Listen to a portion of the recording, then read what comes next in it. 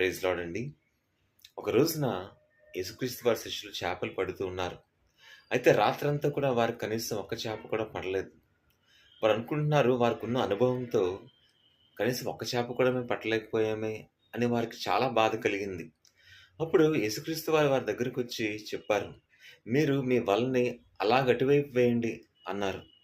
"నేను చూపించిన వైపు వేయండి" అని చెప్పారండి. అలా చెప్పిన వెంటనే వారు అనుకోవచ్చు కదా! ఆహా! మీరు మాకు చెప్పేదేంటి? మాకు అనుభవం లేదా?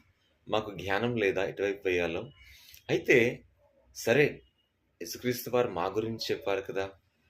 మా గురించి చింతించి, మేము బాధపడుతున్నామని చెప్పి మా మేలు కొరకే కదా చెప్పారు అని అనుకుని, దేవుని జ్ఞానానికి వారు లోబడి, ఆయన చెప్పినట్టుగా అటువైపు వేశారు. అంతే అటువైపు వేయగానే మరి ఆ వల పగిలేంత విస్తారమైన చేపలు దాంట్లో పడ్డాయండి. అందుకని దేవునికి రక్షణ అంత గొప్పగా ఉంటాది. ఆమేన్.